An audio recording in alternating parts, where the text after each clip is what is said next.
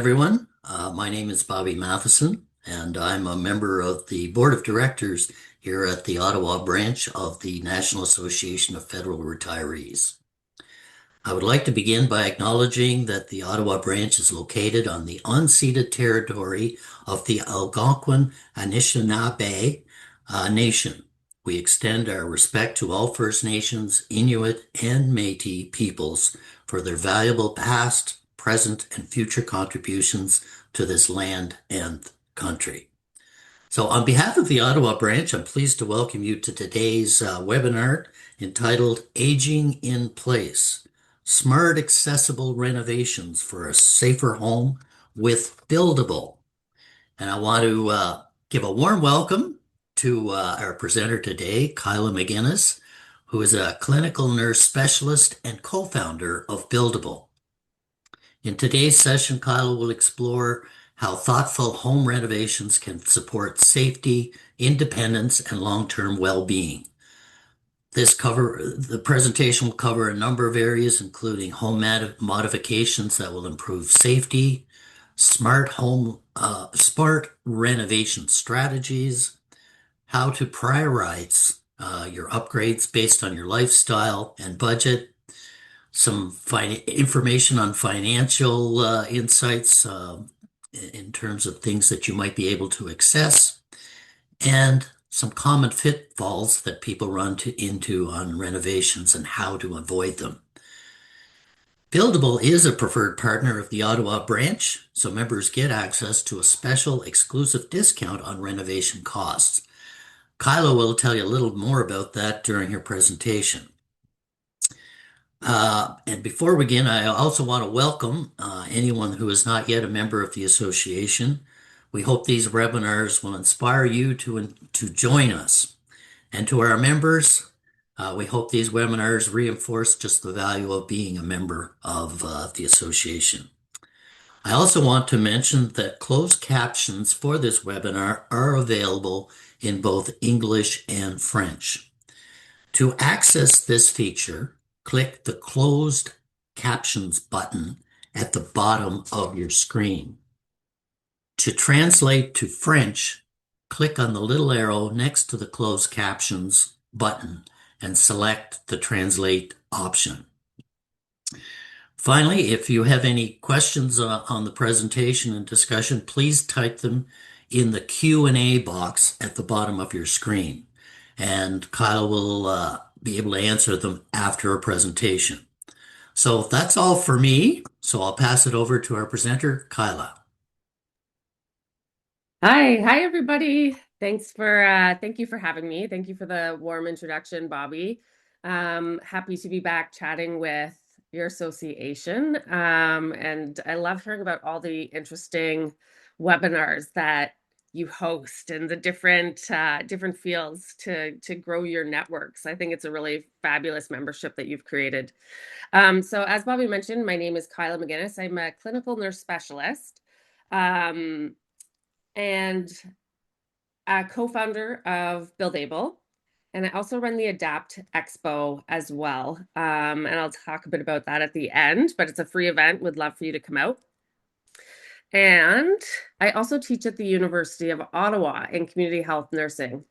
And although they're fourth years, and although all my nurses, I'm sure are most likely going to go into the hospital, which is, as much as I love community health, and this is where I want everyone to work, they'll mostly likely go to the hospital. And I try to impart on them at least one thing that I know: if someone is going to end up in the hospital for any reason at any age, but particularly seniors, there's something out in the community, and it's usually our homes.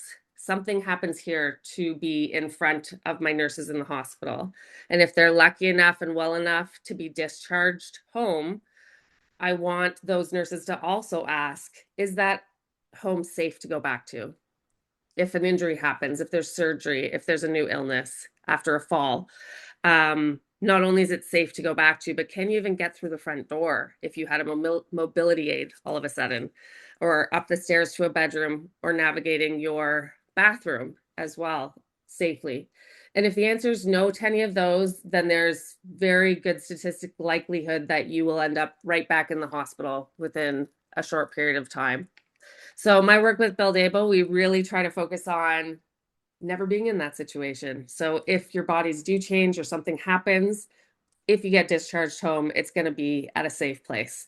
You're here today because obviously you're very proactive individuals, which is great. So I'm going to share my screen and share some tips on aging in place. Oh, I practiced this and now it's not letting me share, which is that's okay. Oh, here we go. Nope. Oh no. What's the Antoine, issue? when I hit share screen, nothing is coming up as an option anymore. Hmm. It might be opening We practiced. might be opening up another window that you're not seeing. Usually when you hit share screen, a window pops up. Yeah, it didn't. It was working perfectly before. Oh dear, of course. Hmm.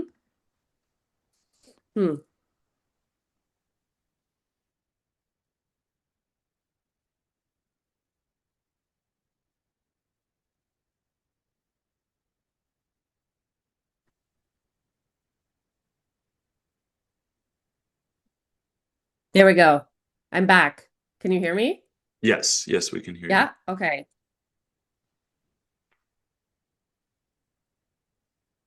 And we can see your screen.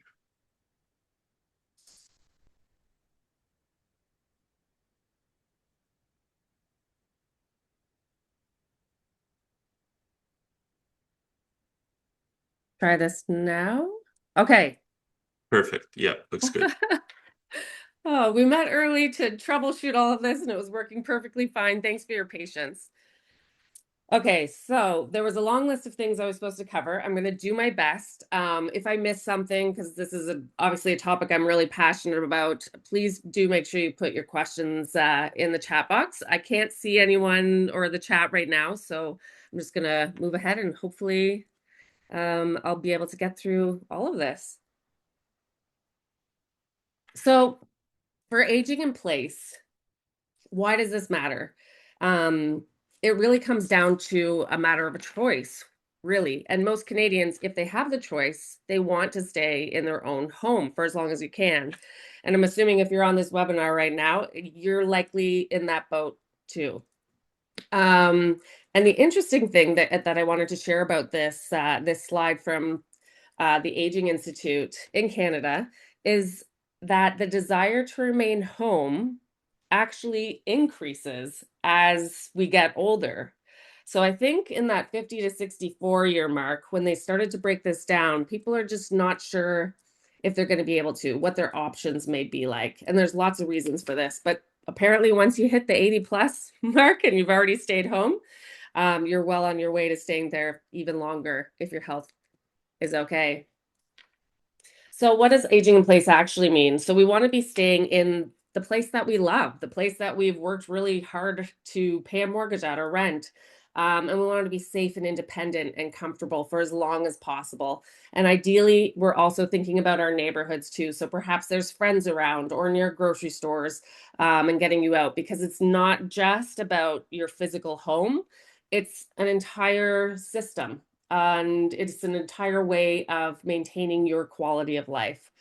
So this is just one aspect about it. And being proactive, like I mentioned before, and honest about what you might be living with now and what the future needs might truly look like. Having that honest conversation with yourself and your loved ones if they're in the same house. So when they looked at this data about people wanting to stay at home, Canadians choosing this, there are two major considerations that seem to impact whether someone can or will stay in their place.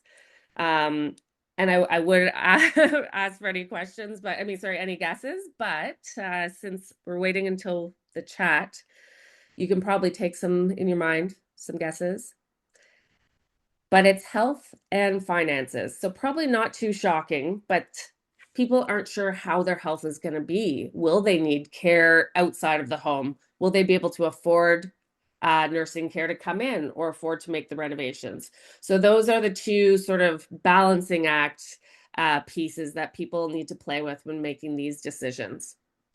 Now, of course, as the nurse in the company, I'm going to focus a little bit on the health aspect so you have some background on making some of these decisions. And as we talk about the renovations, I'll refer to some of the costs that come along with that at that point.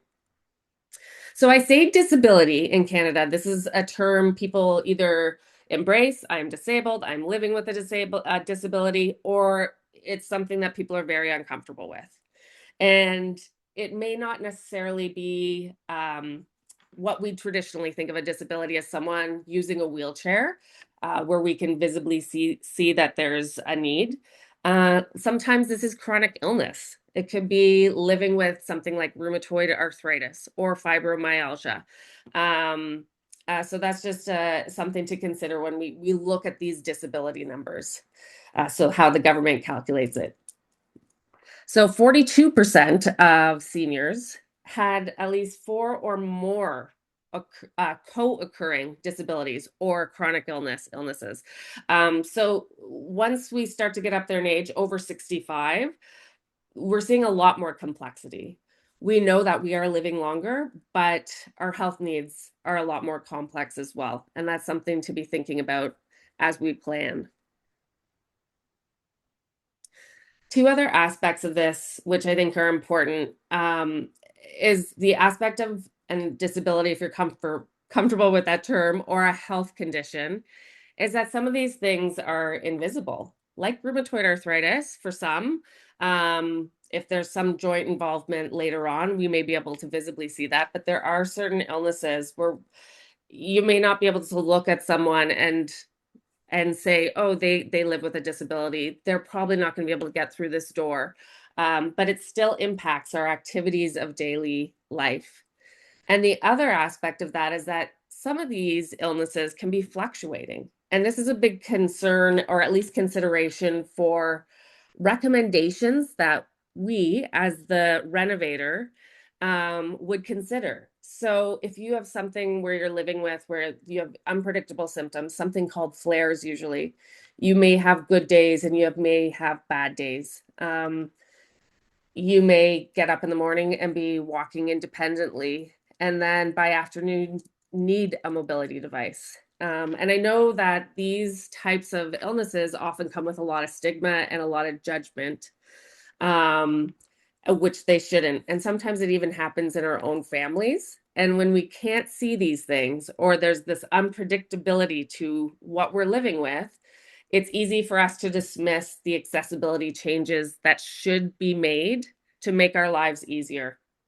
And I'll talk about these a bit further too, but I want to point out one in particular. If anyone does live with a chronic illness or dynamic disability, however you want to refer to it, saving our energy is really important. So fatigue is a big thing. So little things like having a shower chair to sit down so you're not draining all your energy getting in and out of a shower makes a big difference to how the rest of your day unfolds. Or even a chair that's sitting at a roll under vanity, that can also make a really big difference for those living with these illnesses. Oh, the F word, our favorite. We all know about this, but I think it's really important to review again. So this is what we do. This is the heart of what BuildAble does. We try to prevent falls. So we can make your house beautiful and gorgeous and accessible, but the whole end goal is that we're keeping people safe. And falls for seniors are one of the most devastating aspects and one of the most preventable aspects of staying at home. And this can even happen in retirement homes. So there's other aspects that we can consider in how we prevent falls. But seniors who do fall, if there's especially hip involvement, those with a hip fracture or replacement, there's an estimate in Canada that about 20% of those seniors will die within 1 year from that fall and the recovery. So as much as this isn't meant to be a scary slide, it is a little bit scary, and it's something that we should be considering. And it isn't just a normal part of aging. All Canadians fall, whether you're a toddler, working aged adult, or a centenarian. Um, they are preventable. So this is something that we need to factor into our decision making when we choose which modifications to do. There are four pillars. It wouldn't be nursing if I didn't talk about the whole spectrum here. I also wanted to use this slide because of this super fit senior that I thought was pretty cute, pretty fun. But these are the four areas that you're going to want to focus on for preventing falls. Exercise and nutrition is obviously one of the major ones. We're thinking about balance and strength. There are free programs, there are sitting yoga chair programs, but it really makes a difference, even just doing a little bit each day. Having your vision and hearing checked is another aspect of preventing falls, especially if there's stairs in your house that you need to navigate. As we get older or as we are diagnosed with different visual challenges, the way we actually perceive where stairs are as we're stepping down can look completely different. So it's really important to have that checked regularly. And medications. So you may have heard of a thing called polypharmacy. And this is where anyone, any age, takes four or more medications. There's a risk that there could be interactions. And there's something that you can do with your pharmacy for free. Your pharmacist can review your meds just to make sure there's no interactions. And it's not just prescription meds. This is also for over-the-counter things that you may take, even vitamins or supplements. They can interact with prescription medications, and then it can cause dizziness, lightheadedness. It can affect blood pressure, which could all lead to a devastating fall. So those are the three you'll need to also pull into your puzzle pieces as you put this together. And then, of course, the last piece is home modifications. This is where we spend the most amount of our time. It's where we should be safe. It's where we should be independent. And they make a huge difference in terms of preventing falls and keeping people out of the hospital. And that's the part I'm going to be leaning into a bit here. So I took my little chunk, my little puzzle piece to the top. When you work with BuildAble, this is sort of our hierarchy of building needs. And this is something I think that we can all incorporate. And as you are planning in your home, this is how I would start too. So of course, we're starting at the bottom, and we think about our immediate needs first. So we're thinking about if there is a chronic illness or disability that you are already living with, and how are you going to be moving within your space while living with these disabilities or with a mobility aid? Is there anything that's completely unsafe in your house that needs to be remedied? So looking around, putting on your accessibility lenses, is there lots of clutter around? Is there cords out that could be caught on a mobility device or your shoes? Um, those throw rugs that look so beautiful can often be a very big tripping hazard. And going back to that might seem simple, but I've never tripped over this rug before. But the fall slide that I just went through, these falls when they happen to older individuals, the results are very serious. So little things like that, throw rugs, cords, make a big difference. As we move up, after you look around with your safety lens and see where we're starting from, we want to think about how do we maintain that independence? How do we enhance it? And with a real person-centered approach, we want to see how you're functioning in your home. Everyone is different, and there's bigger families living together and smaller ones, and we want everyone involved in that situation because we want to make sure that it's functional for everyone. And once we get up to that level, now we can personalize it.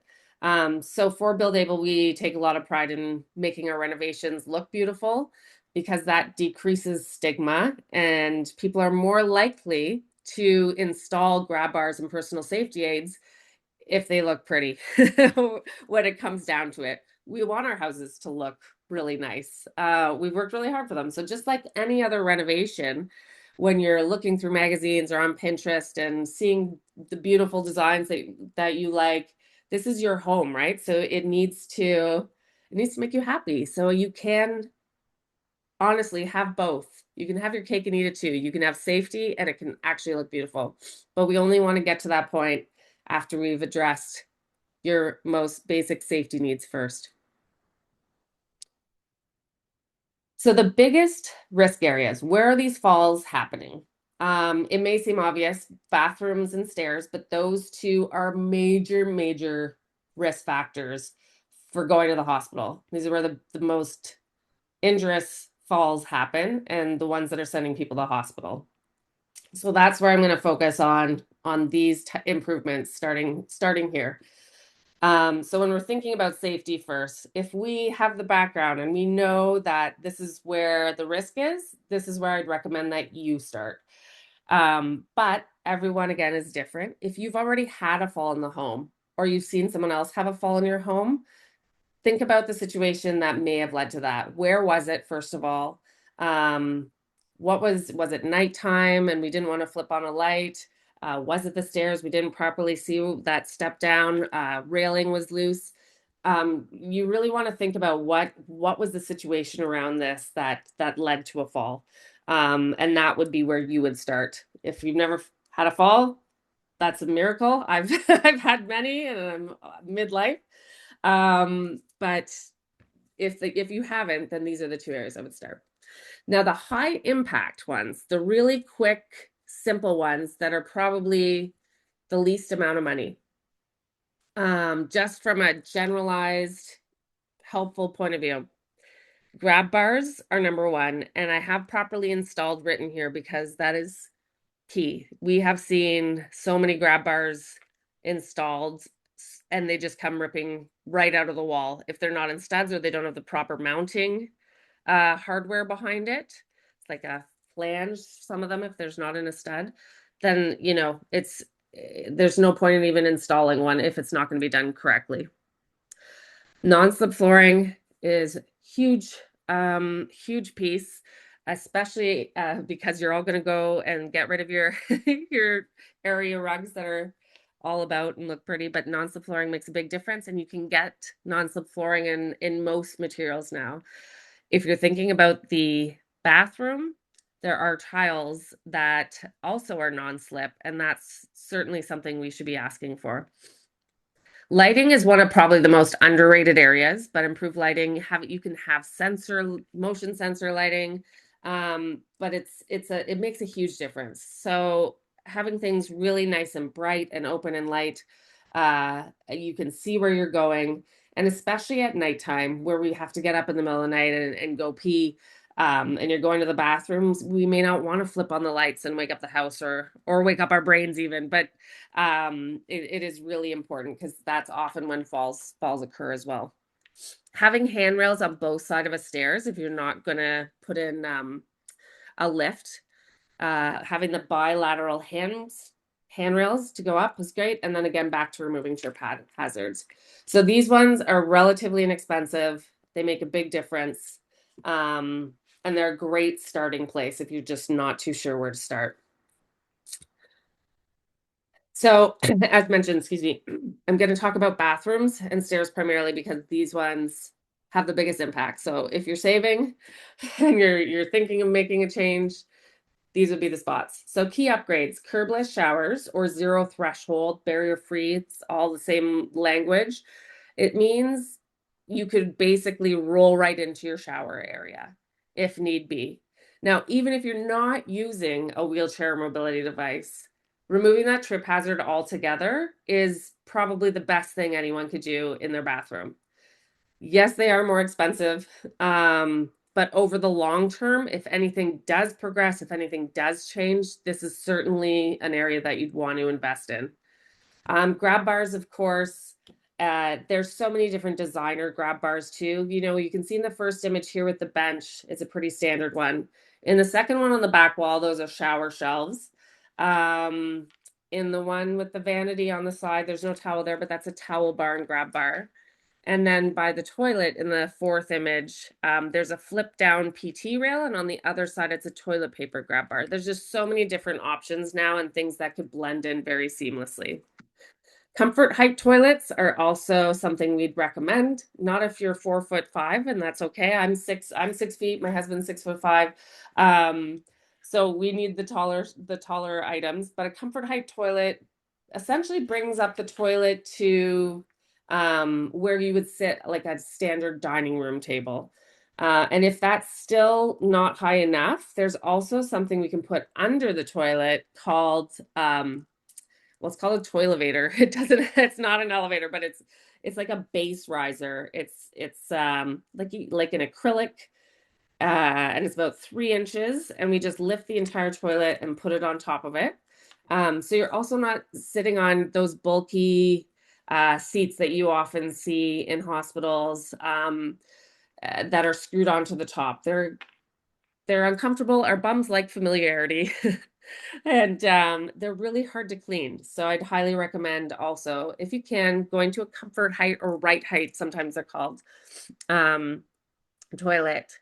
And it's really important too, is if there is arthritis or after a surgery, they can make a big difference. The non-slip tile, of course, that I mentioned, and then shower seating. So sitting in the shower can just save so much energy for us. And there's some that you can fasten right into the wall and they flip up and out of the way if there's someone else in the shower that doesn't use them, in the house that doesn't use them. There's ones you can build right into the shower and tile it over as well. But either way, when we're designing something like this, we want to make sure you can sit and also reach your hose at the same time. One aspect that is probably the most affordable route, so starting at the lower end of cost, there's still not, it's not a $100 flip by any means, but these are um, prefabricated showers. So the walls and the base are already made. They come in a whole bunch of different designs. So you can see this looks like subway tile.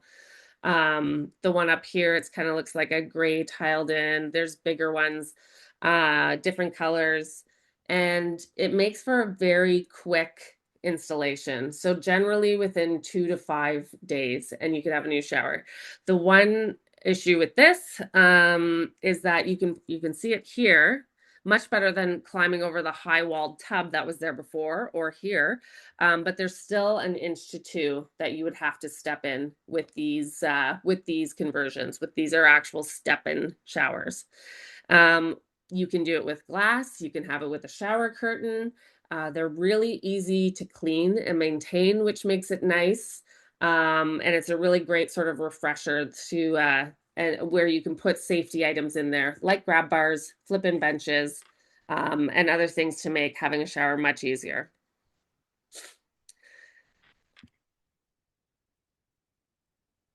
So this is one of our bigger bathroom renovations. And so we've taken out the big bulky tiled in tub, moved things around, and now there's this beautiful open space, zero threshold.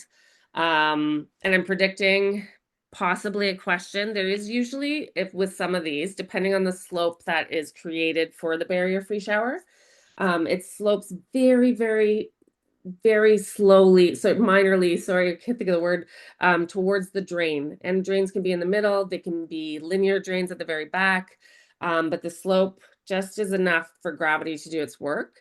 And then usually we put a little invisible rubber stopper if there is a shower curtain, and that's a weighted shower curtain, so it won't get stuck to you when you're in there. It is a flip down bench as well and flip up for anyone else. And then here's an example of the towel bar that can be put in. Doesn't look like a grab bar, but it does support 500 pounds. So it may not look like there's a lot going on, but there's a lot of things happening in this bathroom that add to safety, but it still looks beautiful. And this is the other side with the vanity. And those mirrors tilt down. So they were fitted so you could have a perch seat there as well. Just another example here. So it would be really challenging to get over that the bath in the before picture. And this was a gentleman who ended up having to have his leg amputated. And so he was using a wheelchair, could transfer, okay, but was using a wheelchair. And while he was recovering, he had to stay in he was in a retirement home, but it wasn't accessible. And I think there's a lot of misconceptions about retirement homes, and many of them actually aren't designed with accessibility features from the get-go. So if you are considering, if you're on the, which side do I go, just make sure that you take a good look at the retirement homes bathrooms, especially because he couldn't get under to wash his hands or his face or shave, and it was a big deal when he came home to this. So you can see there's lots going on here as well. Flip down rails, bidet toilets, which are great if you have challenges with your hands mobility. Um, Tons of grab bars, and you can see here we can turn a shower area almost into a we can turn almost every area into a shower area, sorry, with an option we have with custom ceiling mounted curtain rods. So they get custom formed and they're mounted to the ceiling, and then you have your weighted curtain there to use. And so a reminder that now we've addressed basic safety, we can get into the fancier personalization. So very narrow hallway here. This became someone, an older woman who wanted to have a really lovely light pink tiled bathroom with gold grab bars. And these are things, that you feel good about, but are still safe. It looks beautiful, but you still have your supports there. One other option is that one other thing we think through. We want to think it through the whole long-term plan for your bathroom when you're renovating it. And I think I have a slide a little bit ahead, because one thing we regularly hear is, "Oh, I'm not ready yet. I'm not quite there yet. I don't need those grab bars." And accessibility is for everyone and for every age, but sometimes there really is this block. So what we do in those cases, or it could be recovery. Someone's in the hospital and we're not too sure if they're going to need the grab bars. We've had clients before that we've been remodeling their bathroom. They're in the hospital with quadriplegia. They're in rehab, didn't think they'd be able to use grab bars or use their arms. And has been some pretty incredible recoveries. And so we've been able to go back after they started moving, and can fully transfer on their own. Tangents here, but it does happen. So what we do is we put blocking in behind the walls, in between the studs. And then once we fill it in and the tile is up, or whatever the shower enclosure is going to be, we know where that blocking is, so we can add grab bars or other supports down the road. So it's something you may want to think about as well. So the other side of this, remember, it's number one is baths and bathrooms for falls, and the other one is stairs. So getting in and out of your home safely. Like I asked my nursing students when they end up when they work in the hospital, when you send someone home, can they even get through the front door?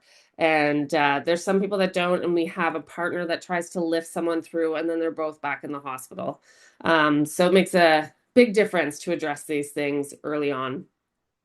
Step-free entrances, ramps. You can even do graded ramps with cement. There's so many beautiful ways to do this. And then at the doors, and this could be throughout your house, lever handles. It's not a huge expensive upgrade, but lever handles make a really big difference on sinks, on any doors, in and out. It's a simple change, but something that anyone could redo themselves. On the outside, there is the option to do ramps. We do a lot of custom wood ramps and also have rails with them as well. Covered porches and covered ramps. This is a combination in the middle. And there's also, this is called a vertical platform lift. So when there's a couple of stairs you need to get up, that they go about 6 feet, I think, high. You need access to an electrical outlet. And one consideration for this too is that we live in winter and we're back in winter again right now. Unfortunately, it seems like spring is never coming, but it is something you'll want to think about if you are considering a ramp. Will you be able to shovel it? Who will be able to clear it for you? Would it be better to have a covered ramp? And then in many cases, we've actually put these VPLs, the vertical platform lifts, in the garage. So many garages have, 2 to 3 steps to get into the house. And it makes it nice for someone to park and then be able to wheel right on to the lift and enter their home. And this is something that I think is a good reminder when we're talking about ramps. This is universal design, accessible design. So everyone, everyone can use a ramp. Not everyone can use stairs. And it's not just seniors or people with disabilities. It could be a new parent with a stroller. It could be a teenager who's broke his ankle and needs to get into a school. There's a good case for redesigning with accessibility in mind for everyone, not just seniors, not for just for those with living with physical disabilities. So once we're in the house, how do we get up if you have multiple levels? We're actually in the middle of putting in 3 different elevators right now, which is, I think it's almost like there's a trend towards this. We haven't had this many at the same time. They are definitely very expensive. It's like we build the hoistway, so it's like essentially building an addition onto your house that has to be meticulously straight. And then the cab, which is the main part of the elevator, gets installed. And they're such a great resource to have, especially if someone is using a wheelchair. And it's not something we typically try to hide out of the way. In this picture, you can see it's coming up right through the middle of the house. So this person's kids could be up, running up the stairs at the same time that this person was coming out of the elevator. So this is a really nice option. And then, of course, there's stair lifts. I'm sure many of you have heard about these. They install quite easily, and they're great for getting up and down. And even if you're thinking, oh, not yet, but it's a little bit challenging, you're carrying your laundry up the stairs.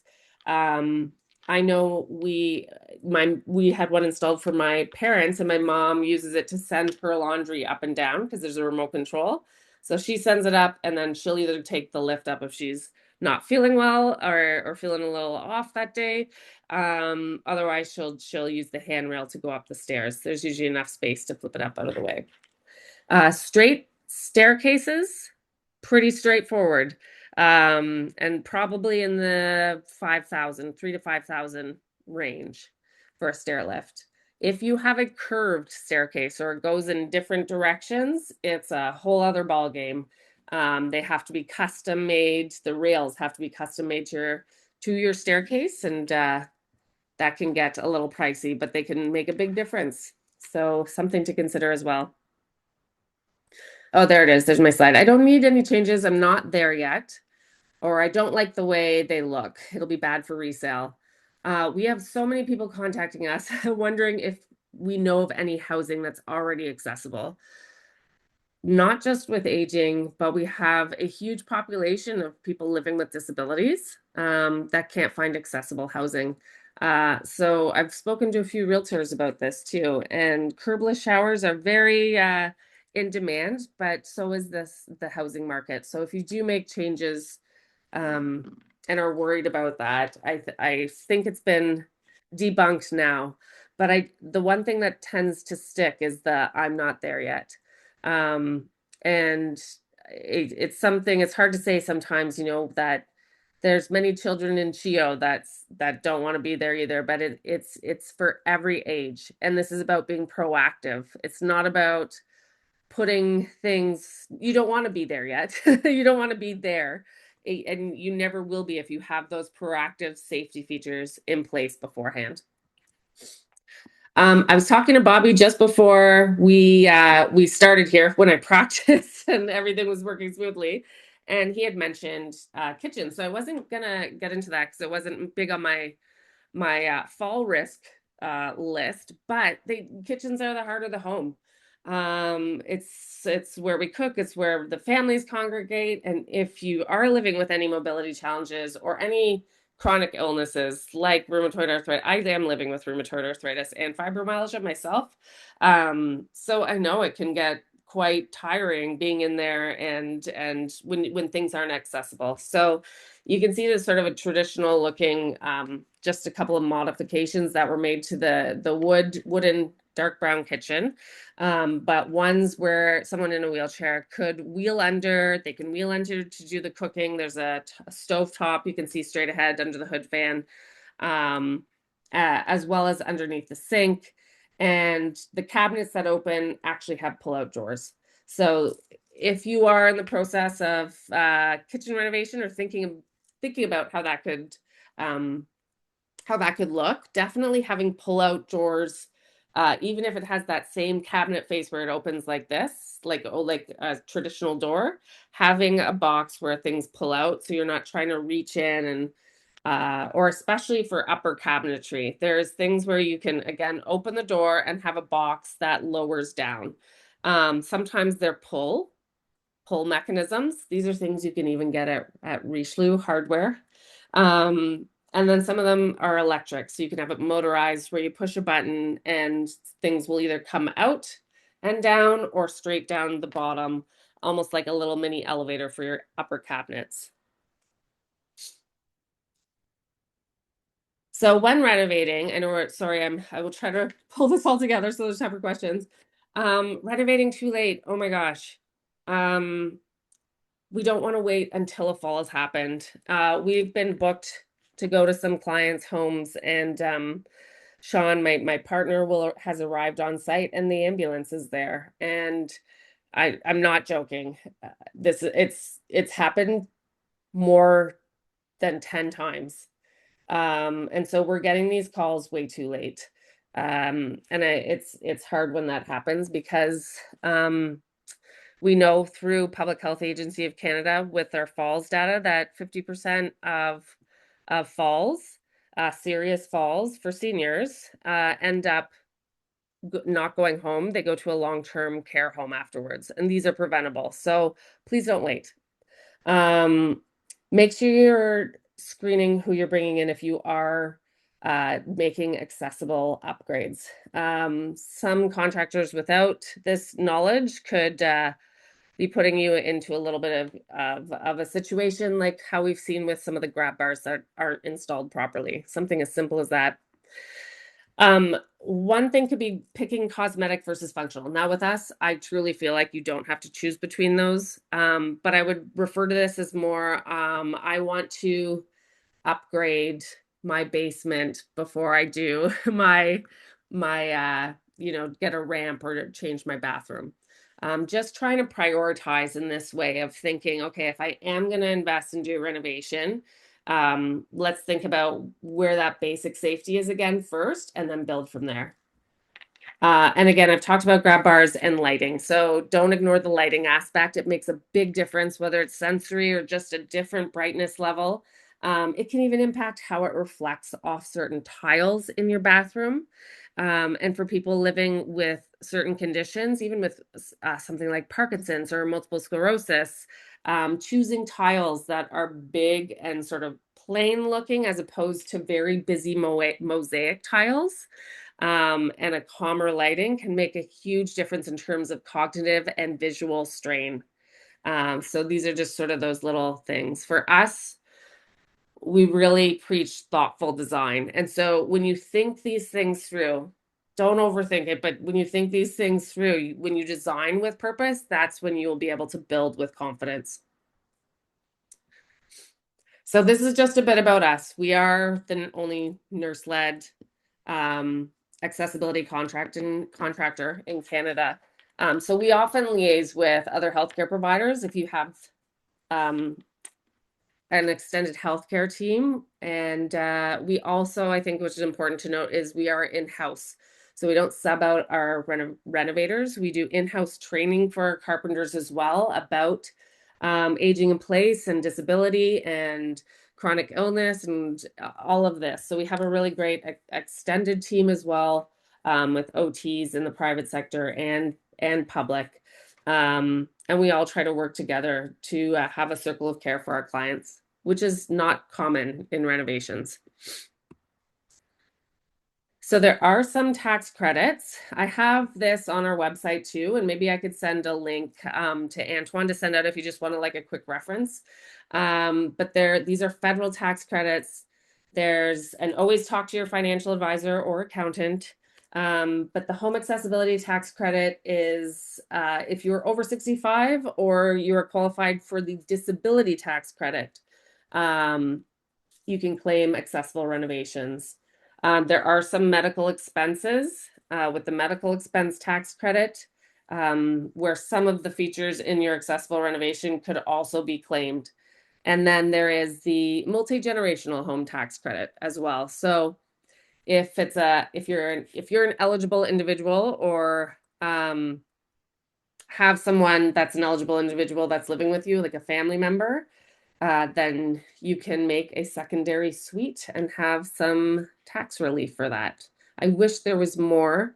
There should be because this is a really important aspect of keeping people safe and independent and out of the hospitals. So we do try to advocate as much as possible for more credits or changes. And I wish we were I wish we were a publicly funded service. I really do. Maybe one day, but hopefully in the meantime, these could help. And as mentioned, we also run the Adapt Expo. So this will be our third year.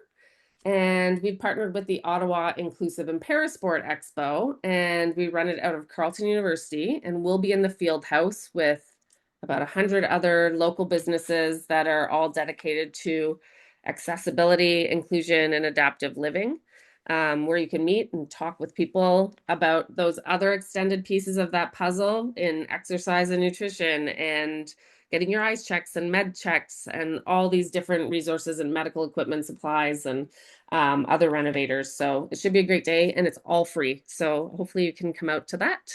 And that's it. I will take questions if I can get out of my screen.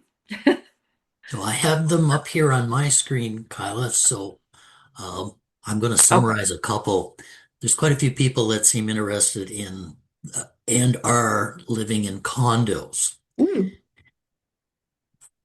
Can you help people navigate through the rules and regulations that mm, may apply to a condo, as well as some of these condos may have smaller bathrooms, those mhm. challenges or opportunities? Yes, yes, of course. Okay, so first, have I stopped sharing my screen? Can you see me or Yes. you see? Okay. Not very techy, as you can tell. So yes, we often work in condominiums. There are challenges, of course, that you just brought up. So how do you navigate, condo boards, getting their permission? Most of the time, most places that we with have been very supportive. There is, there's certain duties to accommodate even in rentals. So condo boards could be held to account with human rights laws when it comes to this. The one consideration is that often condos are built sort of with cement between everything. And so in a bathroom, if you were to change it to barrier free, there could be challenges there totally based on how the build of that condo was actually made. So you would have to sort of jackhammer out a huge chunk of your bathroom if you were to make it barrier free. But in some cases where we were allowed to do the renovations, but we weren't allowed to hammer out any of the cement. We were able to build up a nice little threshold. So it was a little small threshold into the bathroom, leveled out the floor, and we're able to turn that into a shower space just like this by sort of evening everything out. But we have worked with condos many times, and our team's quite adept at giving the correct information for people who want to make those changes. I'm hoping that answered that okay. And whether it's condos or in someone's own home, you look at partial and complete renovations. Yes, most of the time we do full renovations, but of course we've in if they could clarify maybe more what they mean about a partial, but we can help out in any situation essentially, but it should be, we usually do like a full reno. I think perhaps what they may be getting at, and I'm thinking about the same thing here in our home. We may have renovated our bathroom and kitchen, say 5, 10 years ago, but we don't have some accessibility features in either one. Oh yes, yeah, yeah, absolutely, definitely. That we help with that for sure. And if it's the other end of this, we've also helped with people who have started their own DIY and then go, oh God, I'm over my head. I've done that. I've done that myself. I'm the nurse, and for some reason I thought I could do this to my own bathroom. And I left us in quite a lurch. So yes, we do that as well. So, you touched on some of the credits and programming Hmm. available to help offset the costs from governments. Can you talk about what's left to deal with? Do you have any options or flexibility in terms of payments? Or that might be on an individual basis? Yeah, usually yeah, I wish there was more options and credits for payments. It's not great. But there are also a lot of different organizations that people can apply to as well, depending on if they're living with a specific disease or disability. So the MS Society, for one, has different home accessibility grants you could apply for, as well as March of Dimes if it's something a little more critical. Um, but yes, so we definitely we set up different payment plans for people based on the progress of a renovation.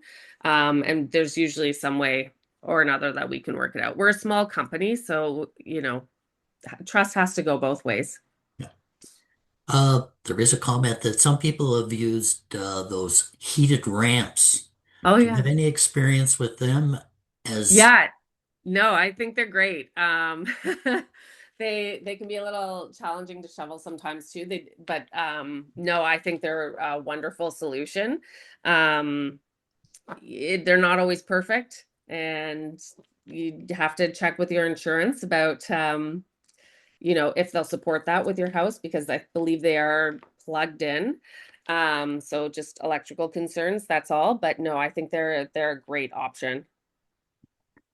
I was happy to find out there is that other option with the vertical lifts because I know we've done some work on a patio and the cost of wood is quite high. So that vertical lift actually may not be as, like initially you might think that's way too expensive. But when you start looking at all those other costs, it might be Yeah. a valid option. 100% Bobby. It's gross, the cost of wood. And there usually is a custom design that has to go with a ramp because it is for every inch of rise, you have to go out 1 foot in length. So sometimes it's just not even possible in some of our spaces. Otherwise, you'd be taking over an entire lawn just in ramp. But yeah, the cost it does make a difference with the VPL and not the wood or custom But design. but that's one of the benefits of Buildable. You can walk through all the options and cost them out with your clients. Absolutely. Yeah. This was just a comment, and I think it's noteworthy in terms of credits. Always check for updates because someone mentioned that they think Mhm. that CRA has stopped allowing the use of the METC and HATC jointly. Oh, okay. Um, so Thank I you. think that that's just a message like no matter what the program Yeah. is, Yeah. government is always changing some of the criteria or the timelines. Yeah, and I thought I had just looked at that too. And actually, one change also to the multi-generational tax. Oh, there's some to the multi-generational tax credit as well. And also before it was helpful because we could break up a renovation over 2 years and people were able to claim a bit in each year. But Okay, now they've also changed it to, I believe you can claim only when the renovation is finished, the year it's finished. So, so now I have a question on those movable grab bars. How does the design prevent injury? Because they know of a patient who actually got jammed in one. Um, is there, I don't know if that makes sense to you, Kyla, but The somehow movable. the ones I think Oh, that fold down and move around, oh, like the Dependa bar that was beside that bench. I think so. Okay. Oh, that's awful. Um, yeah, so we tailor the renovations to each individual and what they're living with. In those cases, we would have had to certainly have a discussion with someone about, what people are living with and what concerns there are, because there's definitely a different take when it comes to working with people who are living with dementia. So yeah, the design for those, what happens is if you're sitting at a bench and they pull out to the side, or you can pull one out in front of you, I believe the initial design by an OT with Healthcraft is that instead of reaching behind you, which is a lot of grab bars in commercial spaces to try and pull yourself up, having a bar that's right in front of you or to the sides to push up, it's much easier on your body and body mechanics to get up and down from a chair. But yeah, that's really unfortunate about I guess that's part of your assessment, looking at yeah. the individual who'll be using it and what the risks Yeah. are. Yeah, but yeah, because some grab bars just aren't going to be functional for someone. We've had people, comment on some of our renovations where there are no grab bars. Oh, that's not accessible. But if someone's living with quadriplegia, you are not going to put grab bars in. So it has to be. We do really try to tailor everything um, to be individualized. Okay, now we're getting into some Okay. nitty gritty. If I wanted to get an estimate for a renovation or a consultation, is there a cost? No, so if it's yeah, if you have an idea of what you want to do and we can come out and meet with you and give you so for a bathroom or a different space, absolutely. If it's something that is a major overhaul, so we are right now building a secondary house with an elevator, those things that are little bigger and require structural design, we charge for like a full design mock-up fee. But those are only for the big guys. If you're asking for a renovation, it's like it's the bathroom, it's that absolutely we do that for free. One of the final questions was, is the city of Ottawa going to change bathrooms in senior buildings? Sounds like they should be listening to you. I sit on like a board or a coalition called Safe Ottawa, and it's Stop All Falls Everywhere. Not the best creative name, but we actually have people from public health sitting on this coalition with us. And so we've written joint applications for grants to actually do this. And we were turned down. And this was coming from like multi-stakeholders, University of Ottawa, private companies, public health, firefighter, and so we're trying, but there doesn't seem to be much movement on their end for this. It's disappointing. So I'm going to add one of my own questions. You had a slide there about when you're renovating a bathroom, like put in the blocking for grab bars for Yeah. the future. So we have done a bathroom renovation, but we don't have the blocking. Okay. Can you still put in those grab bars and with things that will hold? Yeah, absolutely. So that's a great question. The when there's more blocking, it just becomes a little easier, and you have a few more options of where you can specifically put the grab bars. But as long as we can find studs, no problem. Secondary, if we can't find studs or it's a different shaped grab bar, we use a specific anchor system that is specially designed for our grab bars that sort of flange out behind the wall, and they're rated to be used without a stud and up to 500 pounds. So as long as we have the right, if you're using someone else, make sure they have the right anchoring system or they're hitting your studs. But you absolutely can do that, and you can go through tile, and you can usually go through most acrylics as well.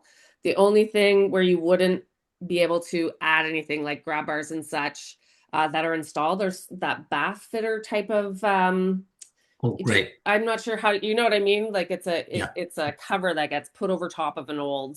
older shower. Because of the space between the two, it wouldn't hold. That's a great Yeah. question. So that wraps up the questions. Um, Okay. Great presentation, lots of new things even for myself, and I've been exposed to your work for over the past year. Even the fact about saving energy, because when we do get tired, I know we become more prone to falls, that sort of thing. And you just touched on it. The Oh importance of yeah. correct installation, because I am a Yes. bit of a do-it-yourself person, but especially when you get into anchors and that stuff, you want to make it right. Yeah. So there's great insights, and it also underlined like if we don't need things now, plan for the future. And I've talked to you about the kitchens, even like I am not the cook. My wife is a great cook and baker, but pulling out the heavy mixers and or the food processors, it has become so much more difficult for either one of us. And so great ideas. Right. So I'd like to thank everybody for participating in today's seminar. There's been some good comments as well, commenting on the great information you've Thank provided, you. Kyla.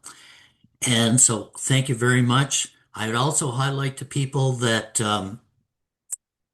there is a booth at the home show if anyone Oh happens to yes. be there this weekend or even this afternoon.